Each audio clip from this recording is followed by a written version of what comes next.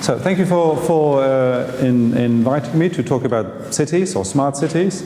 It's usually quite a thankful task on a Sunday afternoon, because there are very few audiences who elect to be a dumb city. So the principal idea of being smart is usually not questioned.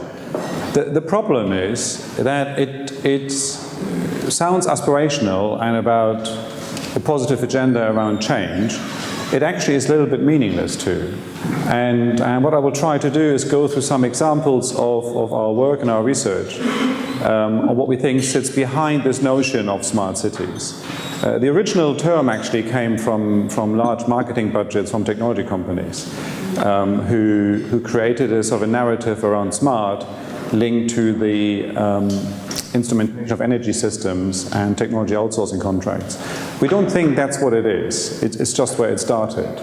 So we think now there is a more clarity emerging of what cities are trying to do, and I will give you a bit of an insight into that. Just before I start, Arup as a firm, we are about 11,000 people strong, about £1 billion turnover. We are a design and advisory firm. We are owned though by the employees, and all our shares sit in a trust. So we have no external interest. We don't carry any debt. The founder of Arup at some point said we shouldn't be influenced by anybody if we want to give genuine advice to people. So we don't do acquisitions because we don't borrow in markets, but equally we are not in the pocket of anybody really. In Arup, as was just said, I lead our technology team, or we're now called, actually since the 1st of April, so the first audience of my new title is presented is called Arup Digital, because we found IT and communication systems practice was just a bit too long, so now it's just Arup Digital. I lead that globally, and as part of that I'm also part of our cities team, where we look at trends and work that we do across cities. The first thing I'd like to talk about is actually the need for change. Cities, we believe, are at the core of our future for a lot of reasons. One is that they can be extremely efficient in organizing, living and working in general. The second one, though, is that they're actually fun. You know, good cities deliver to citizens a lot more than just effectiveness. They deliver to citizens also something they aspire to be part of. The third thing we like about cities is the immediacy between the citizen and the political leadership. There are clearly agendas that need to be done at national government level, but some topics are probably better dealt with at a city scale, where a policy framework and an action would be felt much faster and more immediate by the citizen. So we don't think defense will ever become a city's agenda issue, but health, education, transport, a lot of other issues probably fit quite well into city narratives. They are growing due to population growth and migration into cities, and that creates a whole range of opportunities and challenges. At one level, the population growth usually creates GDP, creates tax income, creates economic opportunity, but you should also not underestimate how a diverse population creates innovation and drives innovation in cities, which is part of our theme. And the successful cities have understood that very early on, that they need to be a place for innovation and change. But they also face challenges. The first one, they need to work for all, not just for an urban elite. Specifically in the digital discussion that I come to later, there's often a perception that a digital city or digital economy in city is about high-flying smartphone owners organizing their trip between London and New York all the time. You know, the smart city is as much about a single parent with 3 children that struggles to organize their shopping or can't get back onto the job ladder. So how do you enable an inclusive city for all, we think, is one of the challenges. They do need to become fundamentally more efficient. I won't go into that in detail. I'm sure we'll hear more from Catherine on that, around resilience and climate change and the big issues cities are facing, which will require a step change, you know, a factor 10 change around efficiency. And they don't always have the required powers, either politically or the associated financing to lead the activities they probably should be leading. So in some countries, cities' powers are also probably not at the right level. But they need to change. And the next slide sort of at the highest level explains why. We have on the top right, hang on, I'm not very good at that. At the top left, the population growth, where basically you can download many reports on that says cities are going through the roof with regard to population growth. The one on your right, the green and the red, is basically the growing gap between an ecological footprint in terms of resources we have available and resources we consume. And we just have to solve that, because without that we might be okay in the short term, but in the long term we will have a fundamental problem. What we're now seeing, though, instead of talking just about the sustainability agenda as a burning platform, we see this now being linked to a higher level framework that is coming through, where cities are trying to create both identity and livability as the main differentiator when they compete for talent. So cities are now trying to say, what is it actually that makes my city distinct and unique in the eyes of a citizen to attract the most skillful people to move into this place? And I think that is actually the fundamental question cities face.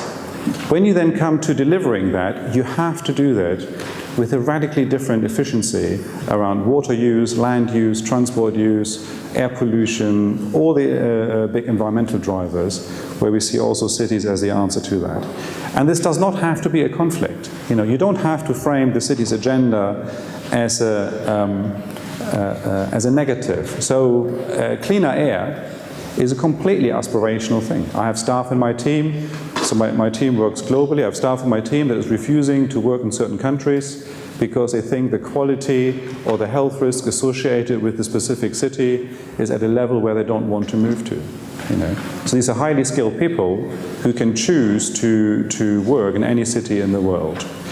A city district with walking and cycling isn't just a greener district. It will have very positive impacts on health, on economic development, most likely on proximity between housing, schools and doctors' practices, for example, that will create other externalities that are highly desirable from a citizen's point of view. So these don't have to be the decoupling resource consumption from growth, or the decoupling of resource consumption from creating a positive identity don't have to be negative debates. So cities will have to innovate. The one thing they can't do is right now stand still, and they will have to change. Because, like, one thing we already know, the focus of the car as a principal mode of mobility based on individual ownership can't continue. But behind that is a lot more change that cities have to do. Manchester 5 years ago had about 500 people living in the city centre. Now it's about 10,000. They want to rapidly grow that number. If they all come with a car, it's not going to work. So they have to change land use strategy, where housing is, where social infrastructure is, all sorts of activities. So cities have to become the place where innovation and change is genuinely executed. And I will give you 4 examples where that has happened. The first, well, not my home. I'm actually from the north of Germany, but I've been there now for 20 years, so it sort of feels like home. Except today when the tube didn't work and the trains didn't work, and you know, at that point I was thinking, these Londoners, they don't know anything. But London, for example, this is a picture of London from the east. So London needs to accommodate an extra 1 million people. Some now say it probably has to be an extra 2 million people. None of us living in London are currently waiting for an extra 1 million people moving into London. I don't know if any of you had the pleasure of taking a train, doing commuter hours in the morning. There is currently no desire to have an extra 1 million people sitting on trains, nor in schools, nor in housing. Why do they want to and need to accommodate another 1 or 2 million? Because there was a question up front here. Why do we have to accommodate an extra 1 million people? It's because people want to live in London. It has two principal arguments. It is seen as one of the great cities in the world, and it has established highly desirable lifestyles for people, even when life is hard. When you ask them, they still associate London as a highly desirable place. So what I said earlier about identity, London has very much won that argument, not just in the UK, but globally. But to accommodate these people, one of the things we Londoners talked about 15 years ago, maybe 20 years ago first, was we need to go east. If you look at the time at the map of London, it was the north and the west, then we had some good development in the south, and the east was seen as basically not ready for the type of London that we need. And then 5 things came together, 5 major infrastructure projects came together that transformed this picture to a point where this is an image of the Olympic Park, again taken from the east, that shows that the Olympics were actually the end point of a big infrastructure program, which wasn't just designed to run in a circle in front of a few billion people on primetime television, which was primarily designed to transform the east of London into an expansion zone for housing, for economic activity, and for social innovation.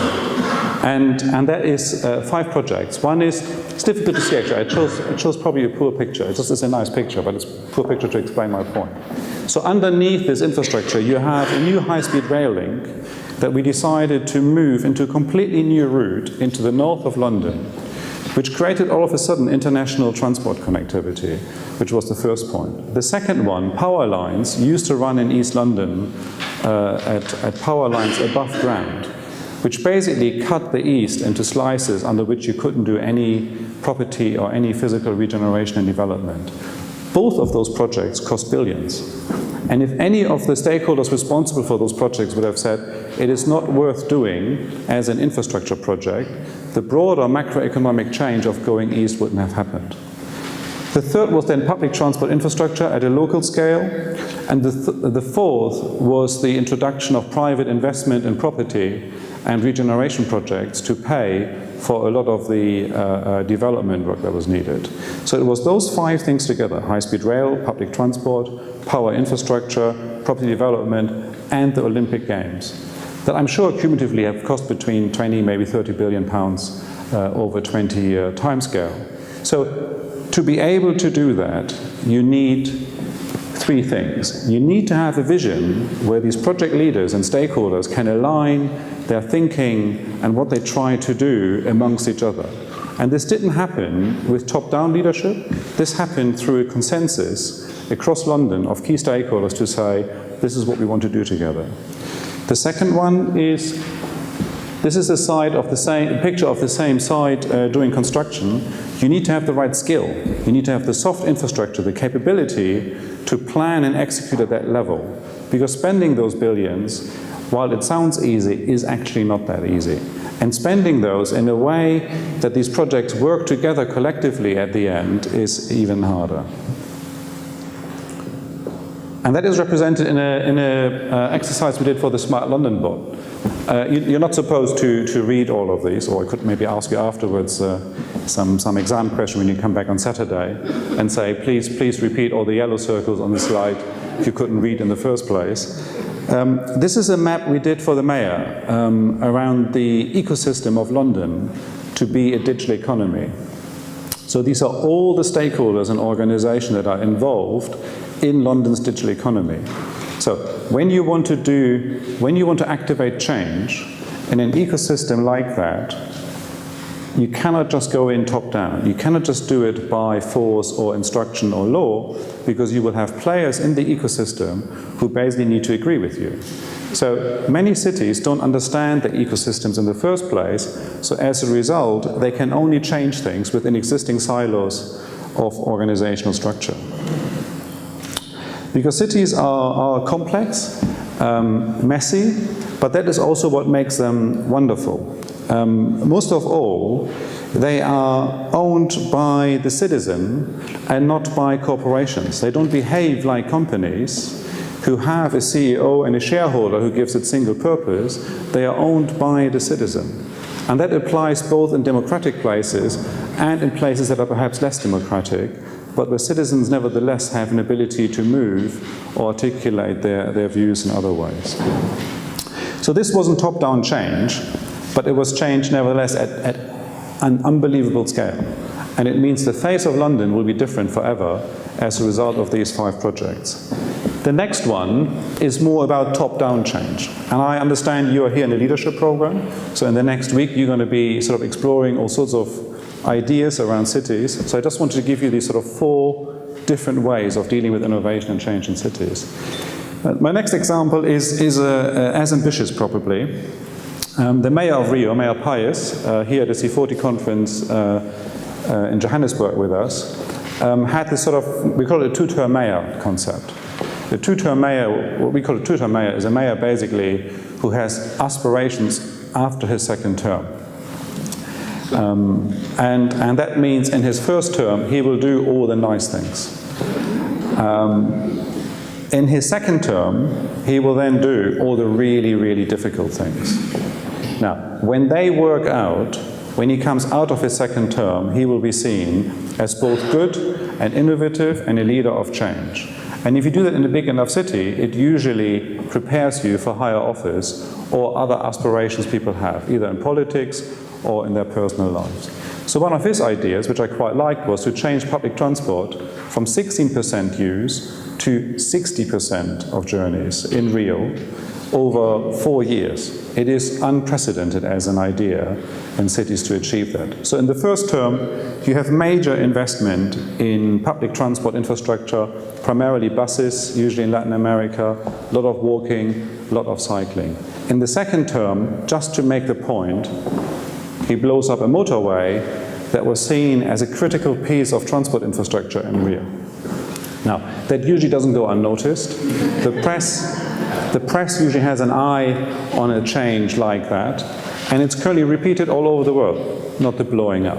But at a smaller scale, in Dublin, for example, pedestrianisation and cycling was introduced in one of the most popular streets in Dublin, and the press had a field day. So, as a political leader and chief executive of the city, if you come through this change, and you are right, and afterwards the city is more mobile, less polluted, and a more desirable place, you are seen as an innovative leader. It's quite simple. And then you have top-down leadership. Ken Livingstone did it in London with the congestion charge system. So there are many examples around the world. So that was my second example, where somebody goes in top-down and says, I have a vision, I know there is risk associated with that, and I will drive it through. The next one is born out of a real crisis, something awful actually. This is a picture of Christchurch, where the earthquake destroyed the entire central business district. You know, so a city of about 400,000 people loses its entire center within 30 seconds due to an earthquake. It's got now a 40 billion New Zealand dollar rebuild program. I'm sure that number is going to go up. So it's a big infrastructure project now.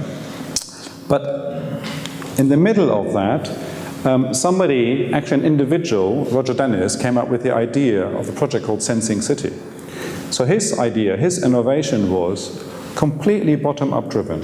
Based on his own experience globally as a foresight consultant, he had this idea that they should sense everything in the new Christchurch.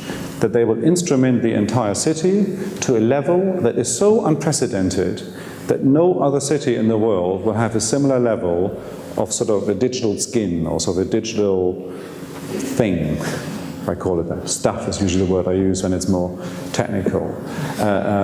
Through the entire rebuild and then the entire city. Now that itself is not, it is innovative actually. It's technically also extremely complicated as a geek myself. But the real innovation is, he and his core team then decided to do it as a social enterprise. Because you could easily do this for profit. He would have no problem if you can connect it to the rebuild program, get private sector to partner with him, and to monetize the idea. But what they wanted to do is actually do this as a social enterprise whereby the data that comes out of it will be controlled by the citizens. That was a real innovation.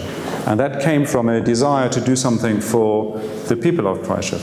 I need to fly through this, I can see now. Right, we have a lot more, so I'm going to fly through this much faster. So this is one of the things they then did. 300 school children using these plastic cards to read water quality in real time across the rivers in Christchurch. Almost zero cost, highly innovative use of analytics software at the MIT in the US.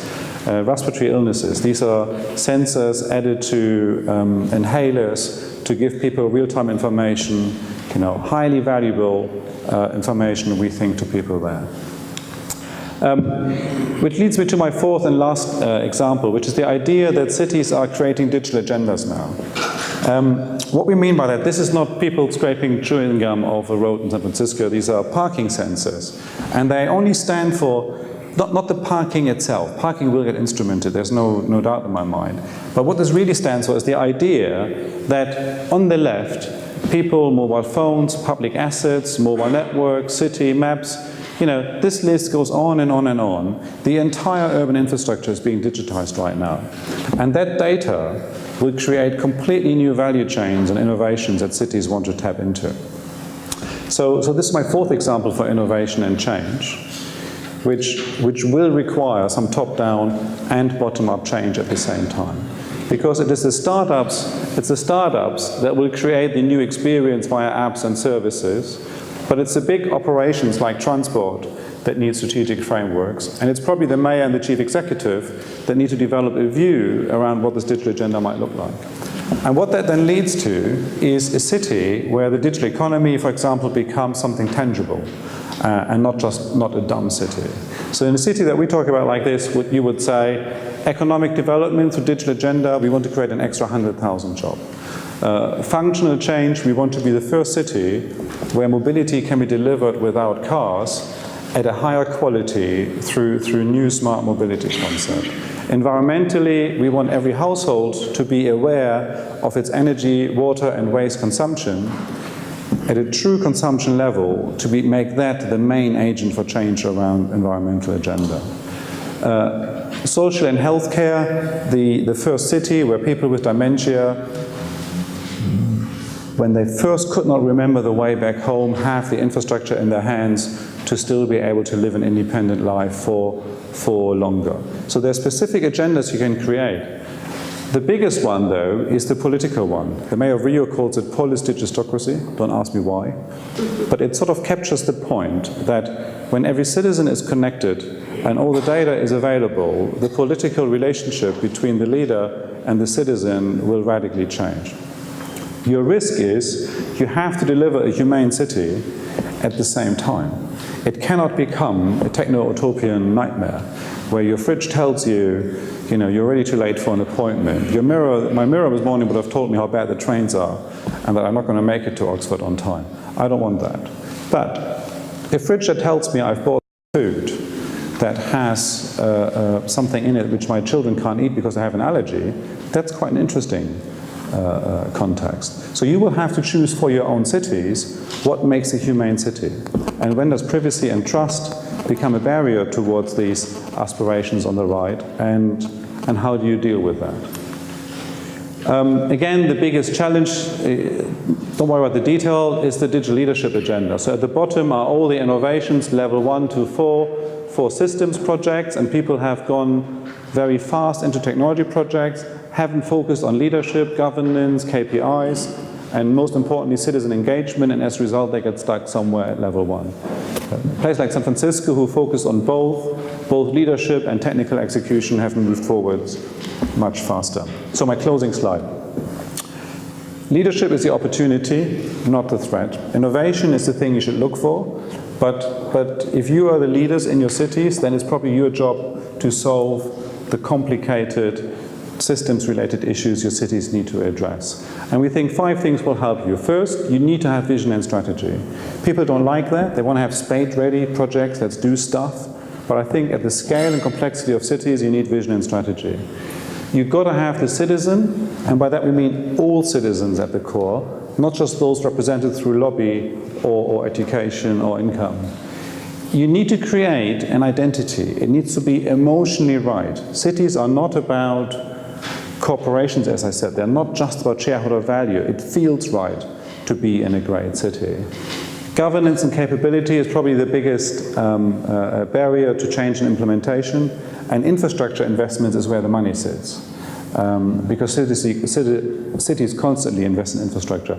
And that might help you with the quote at the bottom, good work, but I think we might need just a little more detail right here, which says, then a miracle occurs. And that is how a lot of cities are currently led and managed.